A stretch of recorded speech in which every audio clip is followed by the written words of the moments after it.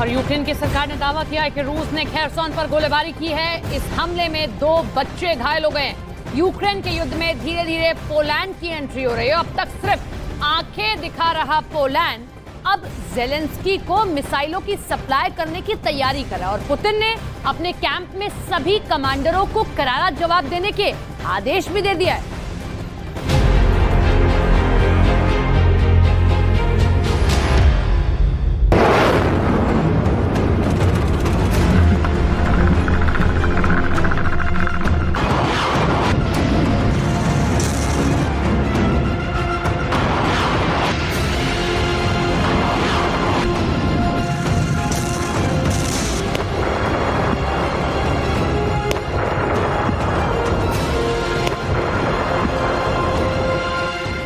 Zelensky इस जंग से बाहर निकलने का रास्ता ढूंढ रहे हैं, लेकिन पुतिन ने सारे रास्ते बंद कर दिए हैं। ज़ेलेंस्की के पास पुतिन ने सिर्फ एक ही विकल्प छोड़ा है, या तो रूस की शर्तों पर समझौता करो और सरेंडर कर दो, या फिर युद्ध लड़ो और घायल यूक्रेन को तड़पते हुए देखते रहो।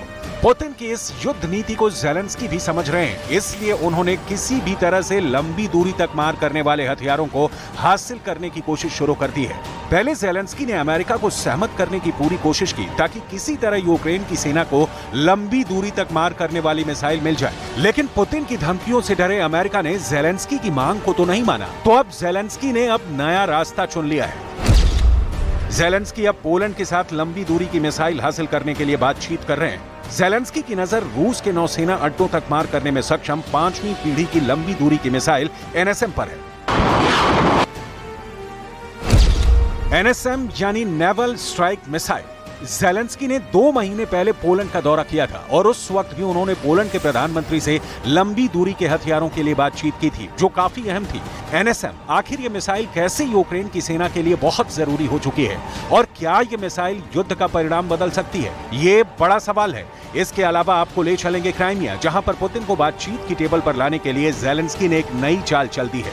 लेकिन पहले ये देखिए कि ये NSM मिसाइल कैसे वार करती है, कैसे ये दुश्मन के टारगेट को खत्म कर देती है। जरा तस्वीरों को देखिए।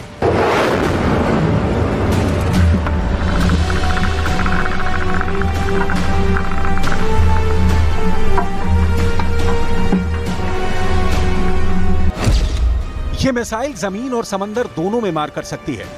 साल 2014 से पोलैंड इस मिसाइल का इस्तेमाल कर रहा है। इस मिसाइल का वजन 400 किलोग्राम होने के साथ ही 180 किलोमीटर से ज्यादा दूर मौजूद टारगेट को हिट कर सकती है। इसकी रेंज को बढ़ाया भी जा सकता है ताकि रूस के अंदर शहरों में भी मार की जा सके। ज़ेलेंस्की किसी भी तरह लंबी दूरी की मिसाइलों को हासिल करने के लिए परेशान है और उन्होंने बाइडेन से भी इसकी मांग की थी। За свою свободу і свободу для усіх європейців, для усіх людей вільного світу. Українсько-американської співпраці. Проговорили питання сьогодні також. Ми далекобійної зброї та зброї, яка ще може постачатись в Україну і до цього її не було. І це дуже важливо. Пане президенте, я знаю, що очікується потужний пакет оборонної підтримки для України. І саме зараз такий вагомий пакет є. पोलैंड के द्वारा इस्तेमाल की जा रही इस मिसाइल की एक खास बात यह भी है कि इस मिसाइल को इंटरसेप्ट कर पाना किसी भी एयर डिफेंस के लिए आसान नहीं है। इसीलिए ज़ेलेंस्की को पूरी उम्मीद है कि इस मिसाइल की मदद से वो काला सागर के अंदर रूस के युद्धपोत को डुबो देंगे और समंदर से रूस का वर्चस्व ही खत्म कर देंगे। इसके साथ ही ज़ेलेंस्की ने क्राइमिया के फ्रंट पर भी कार्रवाई को बहुत तेज कर दिया है। वॉशिंगटन पोस्ट की खबर के मुताबिक यूक्रेन के सैन्य अधिकारियों ने लक्ष्य रखा है कि रूस के साथ भविष्य की शांति वार्ता में बढ़त हासिल करने के लिए क्राइमिया के पास लंबी दूरी तक मार करने वाली मिसाइलों को तैनात किया जाएगा। रूस के मीडिया का दावा है कि अमेरिका की खुफिया एजेंसी CIA के प्रमुख विलियम बर्न्स के साथ ज़ेलेंस्की की सीक्रेट मीटिंग हुई है और इसी मीटिंग में क्राइमिया को टारगेट पर लेने की प्लानिंग बनाई गई है। ज़ेलेंस्की की योजना है कि क्राइमिया के बॉर्डर पर तोपखाने और रॉकेट सिस्टम तैनात कर दिए जाएं ताकि रूस को ब्लैकमेल किया जा सके, लेकिन इसके लिए ज़ेलेंस्की को पूरे खेरसोन पर कब्जा करना होगा, जो इतना आसान काम नहीं है। अपनी इसी प्लानिंग के तहत यूक्रेन ने क्राइमिया के ब्रिज पर भी हमला किया है। इस बात की संभावना से इनकार नहीं किया जा सकता है कि अमेरिका के इशारे पर ही क्राइमिया और खेरसोन को जोड़ने वाले चोनहार ब्रिज को यूक्रेन ने ध्वस्त कर दिया है। ज़ेलेंस्की की आर्मी ने स्टॉर्म शैडो मिसाइल से हिट किया है। क्राइमिया पर मोर्चा क्यों खुल रहा है, ये आपको समझाएंगे, लेकिन सबसे पहले आपको क्राइमिया को समझना होगा। क्राइमिया 2014 से पहले यूक्रेन का ही हिस्सा था। 2014 में पुतिन ने क्राइमिया पर हमला कर दिया। पुतिन ने क्राइमिया को जीतकर यूक्रेन से अलग कर दिया। क्राइमिया को रूस की मुख्य भूमि से जोड़ना पुतिन का टारगेट है और इसके लिए पुतिन को खेरसोन का पूरा इलाका चाहिए। खेरसोन भी पहले मूल रूप से यूक्रेन का ही इलाका है, लेकिन अब खेरसोन के एक हिस्से पर यूक्रेन का कब्जा है और खेरसोन के दूसरे हिस्से पर रूस का कब्जा है। खेरसोन के जिस हिस्से पर रूस का कब्जा है वहां पर रूस के सैनिकों का बहुत बड़ा जमावड़ा लगा हुआ है। खेरसोन पर कब्जा बरकरार रखने के लिए अब तक पुतिन की आर्मी 50 से ज्यादा बार खेरसोन और उससे सटे इलाकों पर हमले कर चुकी है। इस वक्त खेरसोन के अंदर यूक्रेन की आर्मी की 59वीं मोटोराइज्ड ब्रिगेड जंग लड़ रही है और इसी खेरसोन में रूस की आर्मी की 58 combined army, 48 guard motor rifle division, 22वीं army corps, 126 coastal defence brigade, Russian airborne force और 7वीं guards mountain air assault division मौजूद है।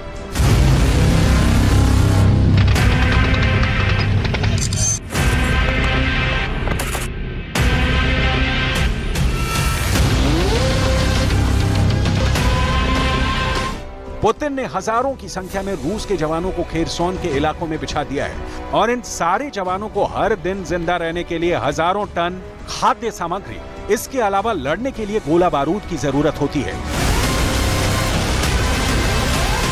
खेरसोन के इलाकों में हमला करने वाले पुतिन ने क्राइमिया को मिलिट्री बेस की तरह इस्तेमाल किया है, यानी क्राइमिया में ही लड़ाई का बड़ा गोला बारूद और साजो सामान मौजूद है। इसके अलावा यहीं पर रूस ने बड़े पैमाने पर खाने के भंडार भी रखे हैं। ऐसे में ज़ेलेंस्की का टारगेट बिल्कुल क्लियर है। ज़ेलेंस्की चाहते हैं कि क्राइमिया और यूक्रेन के बीच में मौजूद समंदर में ही रूस को डुबो दिया जाए और इसीलिए वो यूक्रेन के खेरसोन में रूस के सैनिकों का दाना पानी बंद करने के लिए क्राइमिया और खेरसोन को जोड़ने वाले ब्रिज को ही तोड़ देना चाहते हैं और उन्होंने बिल्कुल ऐसा ही किया है और अब ये ब्रिज टूट गया है।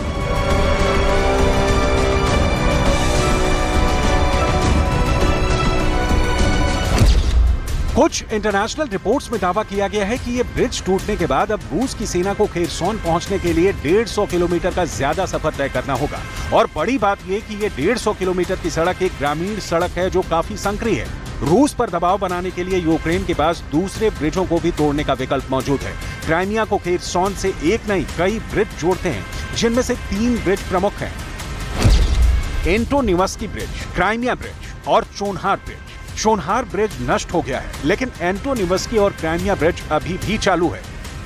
रूस को ज्यादा परेशानी तब हो सकती है जब तीनों ही ब्रिज एक साथ तोड़ दिए जाएं। पुतिन के लिए सबसे बड़ी चिंता की बात यह है कि ज़ेलेंस्की ने यह हमला स्टॉर्म शैडो मिसाइल से किया है, जो ब्रिटेन और फ्रांस ने मिलकर बनाई है। जब से ब्रिटेन की ये मिसाइल यूक्रेन के हथियारों के जखीरे में शामिल हुई है, रूस के लिए हालात खराब हुए हैं। इस ब्रिज पर हमला भी स्टॉर्म शैडो मिसाइल से ही किया गया था और यही वजह है कि रूस ने अब इस हमले को ब्रिटेन और यूक्रेन के साझा हमले के तौर पर परिभाषित किया है।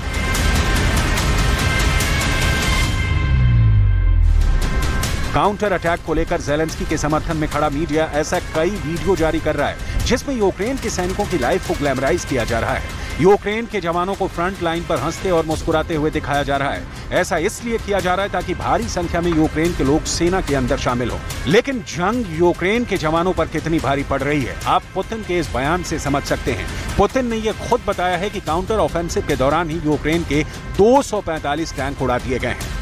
Всего на сегодняшнюю ночь было 245 танков. И, как я сказал, 678 бронемашин разного типа. Конечно, там есть и леопарды, есть и французская колесная бронетехника, американские бронемашины. Все есть.